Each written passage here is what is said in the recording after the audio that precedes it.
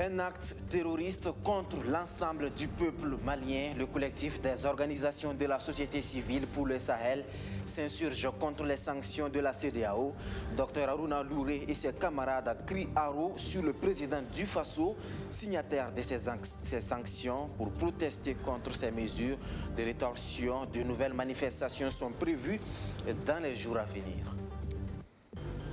Et pendant ce temps, au Mali, la riposte nationale contre ces sanctions étrangères s'organise.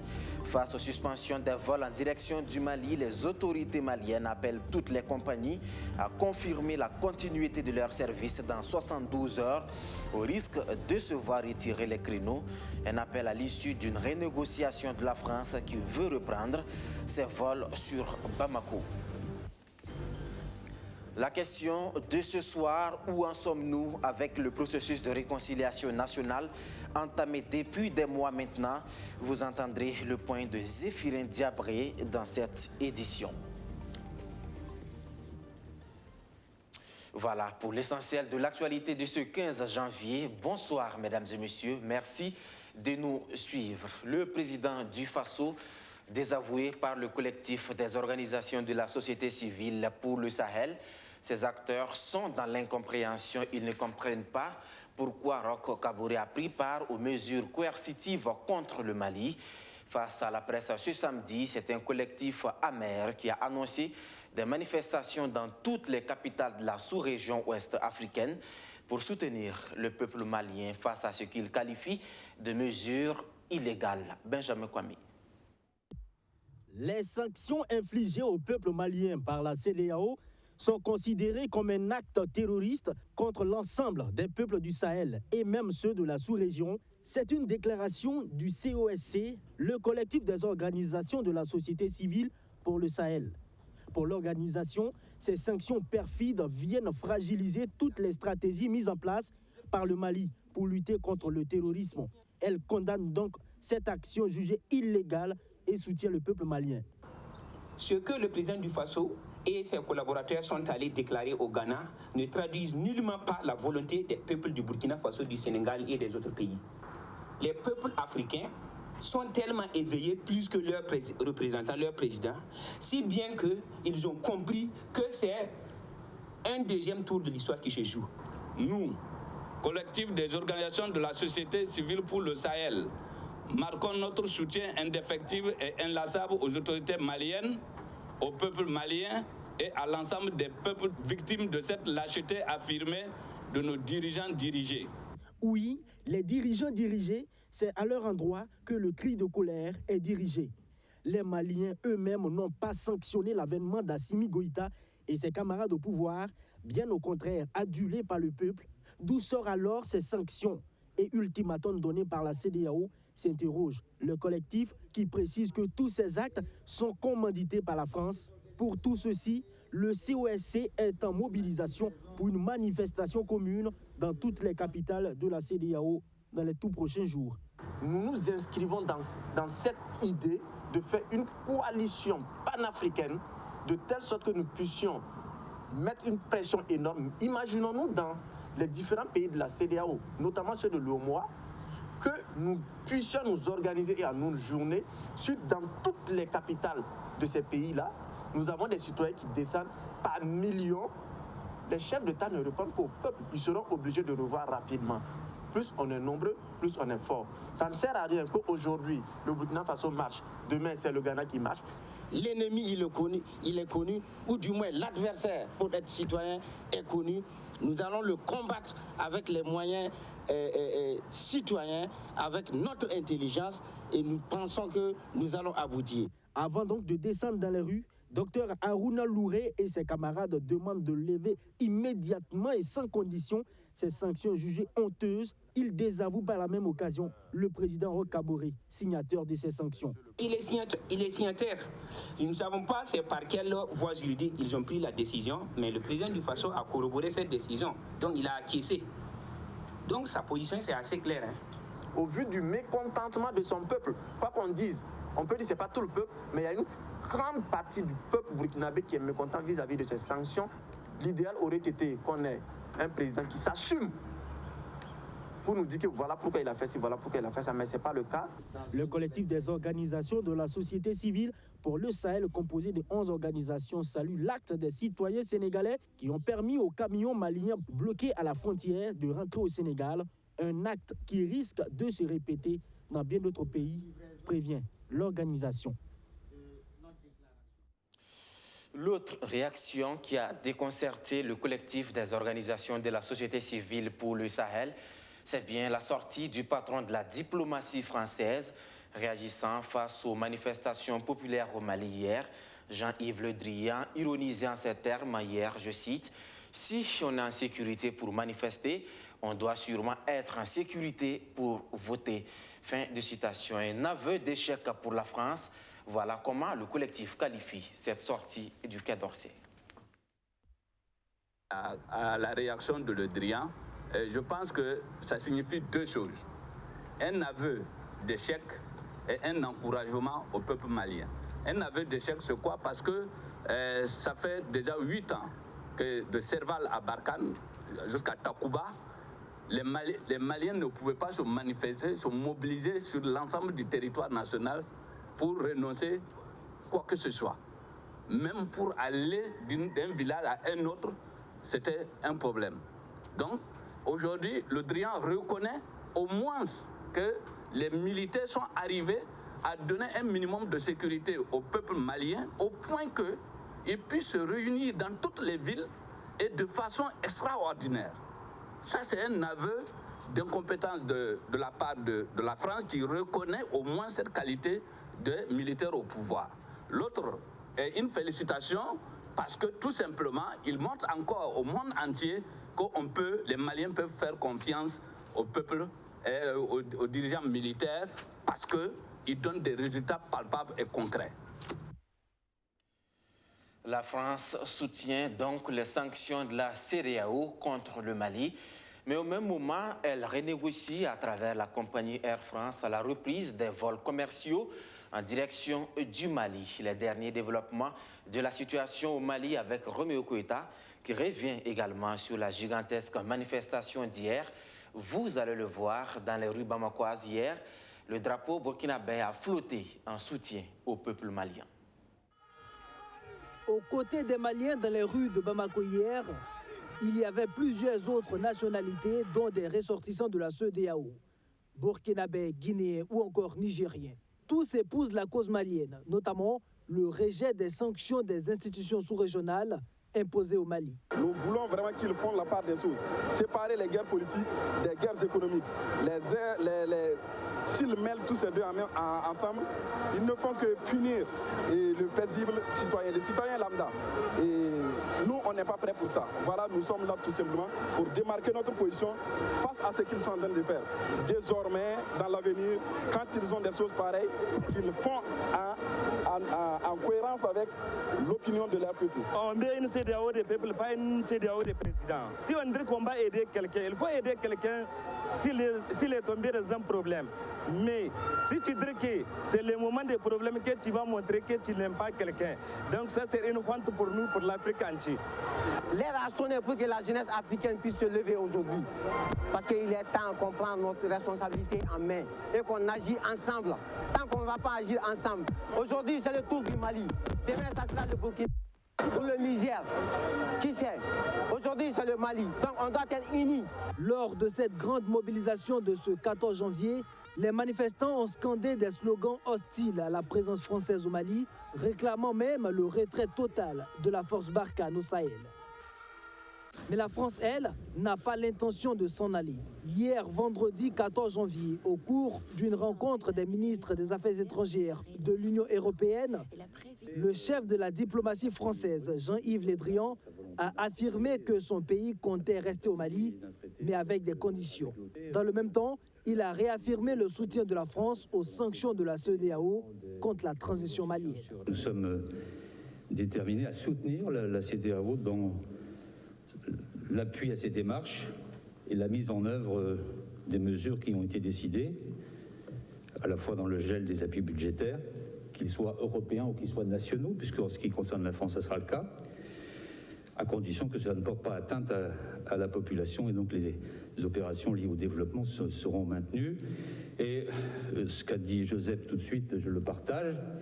Nous sommes et nous voulons rester au Mali, mais pas à n'importe quel prix. Et nous sommes au Mali pour combattre le terrorisme et pas pour autre chose.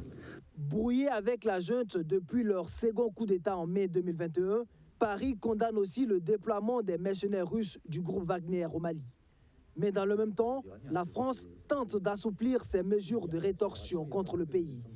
Dans un communiqué repris par plusieurs médias, la France, qui avait suspendu ses liaisons aériennes avec le Mali, a renégocié la reprise de ses vols sur Bamako via Nouakchott. Les frontières aériennes de la plupart des pays membres de la CEDEAO étant toujours fermées avec le Mali. Cette demande a été acceptée par les autorités maliennes qui ont aussi, dans un communiqué publié ce samedi 15 janvier, invité toutes les compagnies aériennes qui desservent le Mali à confirmer la continuité de leur service dans 72 heures à compter de ce 15 janvier, au risque de perdre leurs créneaux horaires. En dépit de toutes ces mesures de riposte aux sanctions de la CEDEAO, le gouvernement de la transition malienne se dit toujours ouvert au dialogue. Une question dans ce journal, où en sommes-nous avec le processus de réconciliation nationale entamé depuis quelques mois maintenant? Tout se déroule bien. Zéphirin Diabré, en charge du chantier, est allé faire le point à la communauté musulmane. Dans la foulée, on apprend que le Forum national pour la réconciliation, initialement prévu du 17 au 23 janvier prochain, se tiendra finalement en mars 2022. Abdou Karim Banda, Archimède Boy, explication. Zéphirin Diabré, ministre en charge de la réconciliation nationale, rencontre les responsables de la communauté musulmane du Burkina Faso ce 14 janvier à la grande mosquée de Ouagadougou. Au menu des échanges, l'état d'avancement du processus devant conduire à la tenue du Forum national pour la réconciliation. J'ai expliqué la nature des différents besoins de réconciliation. J'ai expliqué la feuille de route que le président du Faso m'a confiée. J'ai dit qu'elle consistait en un certain nombre de rédactions de stratégies relatives à la réconciliation qui vont être soumises au Burkinabé à l'occasion du forum. J'ai parlé de la tenue prochaine du forum et j'ai indiqué que le Conseil national d'orientation et du suivi de la réconciliation, qui est un organe consultatif mis en place par le président du Faso et dont est membre justement certains représentants de la FAIB, dont de la communauté musulmane, sera installé le jeudi prochain dans le palais de Kossiam. Le Forum national pour la réconciliation, initialement prévu du 17 au 23 janvier 2022, a été reporté. Au thème de cette rencontre, Zéphirin Diabré a laissé entendre que ce forum pourrait se tenir au mois de mars prochain. Atteindre 70% de Burkinabés vaccinés contre la COVID-19 d'ici la fin de l'année. Le ministre de la Santé poursuit sa campagne d'information et de plaidoyer auprès des leaders d'opinion. Après les religieux, le professeur Charlemagne Ouedraogo s'est rendu chez le Mogo Nababongo. Objectif, solliciter son accompagnement dans l'atteinte des objectifs. Benjamin Kwame. Quand vous franchissez le palais du Moro Naba, cette statue vous rappelle que la COVID-19 court toujours au Burkina Faso. À la date du 11 janvier 2022, 86 cas ont été confirmés, dont 76 à Ouagadougou. Le Moro Naba peut être d'un apport très capital dans la sensibilisation à la vaccination et au respect des mesures barrières. C'est ce que justifie la présence du ministre de la Santé en ce lieu. Charlemagne Ouedraogo sollicite l'accompagnement du chef suprême des Mossé pour impacter beaucoup plus les communautés de base. Nous avons évoqué la situation épidémiologique et Sa Majesté a parlé donc de son accompagnement, a décidé de nous accompagner encore à travers les bons messages et surtout inciter l'ensemble de la communauté à s'impliquer dans la vaccination contre la COVID-19. Vous avez bien entendu donc le relais des messages qui étaient en faveur non seulement du respect des mesures barrières, mais aussi en faveur de la vaccination contre la COVID-19. Nous sommes très contents de cette réaction de Sa Majesté qui montre qu'il reste toujours engagé aux côtés du ministère de la Santé pour que les bons messages puissent parvenir donc à la population. À l'endroit de cette population, le chef du département de la santé rappelle que se vacciner n'évite pas d'avoir la Covid-19, mais le vaccin permet d'éviter les formes graves de la maladie et évite d'être en réanimation. Un appel est encore lancé. À ce jour, nous sommes à 1 189 471 personnes vaccinées. L'objectif est d'atteindre 70% de personnes vaccinées d'ici fin 2022. Nous avons une cible de 70% de la population générale à atteindre d'ici décembre 2022. Et nous allons réorganiser d'autres campagnes. La prochaine campagne s'annonce pour autour de la mi-février 2022. Et presque tous les 2 à 3 mois, nous ferons une campagne qui permettra à ceux qui ont eu la première dose d'avoir leur deuxième dose dans les délais requis et inciter de nouvelles personnes qui n'ont pas été vaccinées à s'engager pour la vaccination contre la Covid-19. Parlant de cette campagne, Charlemagne Ouédraogo peut s'enorgueillir. Pour lui, le Burkina Faso est le seul pays depuis l'Afrique de l'Ouest jusqu'en Afrique centrale à avoir organisé une campagne de vaccination la plus intense contre la Covid-19. Il fait référence à celle lancée en décembre dernier qui a concerné 4 régions et qui compte s'étendre dans toutes les régions du pays. Voici une autre entité mise à contribution pour lutter contre la Covid-19. Son arme, c'est la prière. Après la célébration de son centenaire, l'Église des Assemblées de Dieu marque une halte. C'est le 47e Conseil général des Assemblées de Dieu, une rencontre triennale qui a regroupé plus de 6000 pasteurs. Prière, bilan des activités et renouvellement des instances sont au menu de ces instants de partage et de communion. Abdou Aziz Sari. Après la célébration de son centenaire, l'Église des Assemblées de Dieu du Burkina veut maintenant bénéficier de plus d'onction divine afin d'apporter des solutions aux maux qui minent le pays des hommes intègres. Pour ce faire, ces 6000 pasteurs venus de tout le pays se ressourcent spirituellement ici à Ouagadougou. C'est le 47e Conseil général des Assemblées de Dieu, un cadre de prière, mais surtout de renforcement de la fraternité entre serviteurs de Dieu. Il y a toujours des enseignements qui sont donnés parce que chaque fois que les pasteurs vont se rassembler quelque part, il faudrait que la parole de Dieu soit partagée et aider les fidèles qui vont venir à continuer d'approfondir leur foi et leur relation avec le Seigneur. Mais l'Église dans son ensemble reste dans la prière pour la nation, la prière pour le bien-être spirituel et physique de la nation. Donc l'Église est là pour prier. Cette rencontre triennale qui se tient sous le signe de la réforme se veut aussi un cadre pour choisir le nouveau bureau qui va conduire le Conseil général pour les 3 prochaines années. Le pasteur Michel Ouédraogo, qui a dirigé l'instance jusqu'à ce jour, ne pourra plus se représenter conformément à la limitation de mandat à 2. Mais il part avec le sentiment de mission accomplie. Je suis vraiment ravi de joie pour ce que le Seigneur a fait à travers mon leadership. Bien sûr, il a toujours été fidèle et je ne pouvais rien faire plus que ce qu'il m'a accordé de faire. Beaucoup de réalisations, des églises ont été construites. Bon, et le nombre des écoles se sont augmentés. Alors, je dirais aussi que, bien sûr, le siège qui a été construit fait partie quand même d'une fierté de nos travaux. Bon, et comme je vous dis, beaucoup d'autres choses sont en cours que nous sommes en train de faire. Installée le 1er janvier 1921 en Haute-Volta, actuel Burkina Faso, l'Église des Assemblées de Dieu est la plus grande église évangélique appartenant à la famille des pentecôtistes. Elle est membre fondateur de la Fédération des Églises et Missions évangéliques FEME. Le Trésor public burkinabé fait sa mue pour s'adapter aux défis du moment, des défis relatifs à l'adoption des nouveaux référentiels nationaux de développement. Il s'agit de la phase 2 du plan national de développement économique et social. C'est l'activation des nouveaux plans stratégiques 2021-2025. Le plan qui parle d'un trésor public à plus moderne, à plus digital, qui tient compte du double contexte sécuritaire et sanitaire difficile, a été lancé ce vendredi. Abdou Aziz Sari. Dans sa quête permanente de l'excellence, la Direction générale du Trésor et de la comptabilité publique active son plan stratégique 2021-2025.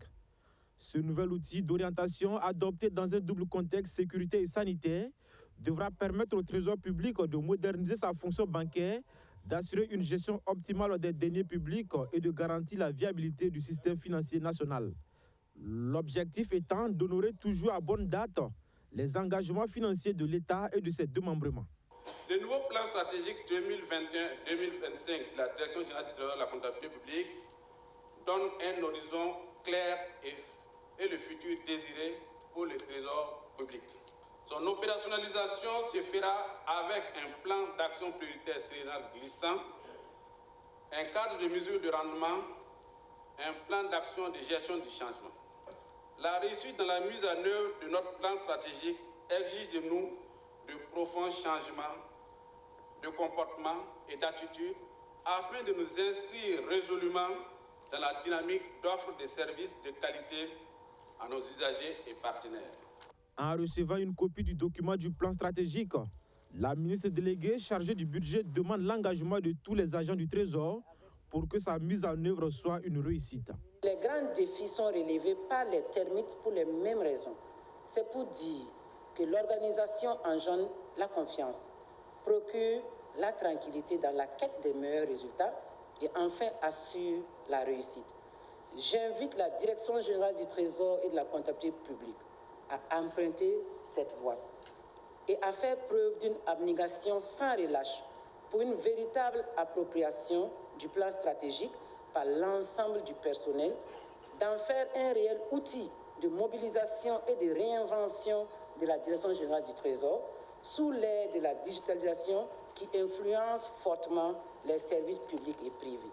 Selon le ministère de l'Économie et des Finances, la mise en œuvre du précédent plan stratégique 2011-2020 a permis au Trésor public d'engranger d'importants acquis en ce qui concerne notamment le renforcement de sa capacité à mobiliser des ressources et l'exécution des dépenses. À présent, ce soutien de la République populaire de Chine à l'endroit du monde agricole burkinabé dans le cadre de la politique produire 1 million de tonnes de riz. Les Chinois apportent leur assistance technique aux producteurs de Nariou dans la commune de Sabou. Sur les traces des fruits de cette assistance, une délégation pour s'imprégner des réalités et féliciter les producteurs. Une visite qui a consisté également à récompenser les meilleurs producteurs. Le point avec Amadou Diko et Maxime Ilboudou. Nous sommes à Nariou dans la commune de Sabou. Sur ce site, c'est plus d'un hectare de terre qui est aménagé au profit des cultures maraîchères. Ce fruit de la coopération sino-burkinabé permet à une dizaine d'hommes et de femmes de mener des activités génératrices de revenus. Grâce à la formation que nous avons bénéficiée, aujourd'hui nous sommes capables de faire face à certains problèmes liés à la gestion des terres. Nous avons réussi à avoir d'excellents résultats cette année. L'initiative de la République populaire de Chine entre dans le cadre de son engagement à accompagner le Burkina Faso dans l'autosuffisance alimentaire. L'ambition est de produire 1 million de tonnes de riz. Et pour inciter les producteurs à atteindre cet objectif, le mérite de 10 producteurs est reconnu pour avoir mis en exergue les techniques agricoles mises à leur disposition. Ils reçoivent chacun une attestation et la somme de 50 000 francs CFA. Nous avons mis à la disposition de ces producteurs de nombreuses technologies. Nous avons par exemple des technologies intégrées contre les maladies et les insectes ravageurs. Aussi, nous avons développé des techniques d'irrigation et bien d'autres mécaniques pouvant aider à ces populations d'augmenter non seulement leur production, mais aussi améliorer leurs conditions de vie. Avec le matériel qu'on a pu utiliser, nous avons noté effectivement qu'il y avait une réduction de ces pertes-là, mais aussi une amélioration de la qualité lorsqu'on passe à l'égrenage, ce qui est également très important. Et je pense que la mise à l'échelle de ces techniques et technologies qui sont proposées permettra du moins d'améliorer non seulement la productivité en termes d'augmentation du rendement, la qualité du riz à l'égrenage, mais aussi la réduction des pertes, notamment lors de la récolte. 2 autres modules de formation sont mis à la disposition des producteurs de la localité. Il s'agit des techniques d'irrigation en eau et de la lutte écologique contre les insectes ravageurs. L'objectif est de contrer les maux que rencontrent les populations dans le monde agricole. Pour terminer, des nouvelles de la 33e édition de la CAN, les matchs comptant pour la 2e journée de cette Coupe d'Afrique des Nations dans le groupe B et C se sont disputés hier à Yaoundé, à Bafoussam, dans le choc ouest africain. Sénégalais et Guinéens font match nul 0-0. Les Flammes du Malawi, eux, se sont imposés 2-1 devant les Warriors du Zimbabwe dans ce groupe. Le Ghana, lui, devra encore attendre son dernier match de poule pour une victoire à cette compétition. Les Black Stars, de leur côté, ont été contraints au nul par les Panthères du Gabon. Ce groupe C est dominé par le Maroc qui a signé sa 2e victoire, synonyme de qualification pour les 8e de finale devant les îles Comores. Fin de cette édition. Merci de votre fidélité partout au Burkina Faso et plus précisément depuis la commune de l'Algaï dans le Koulpélogo. Bonsoir.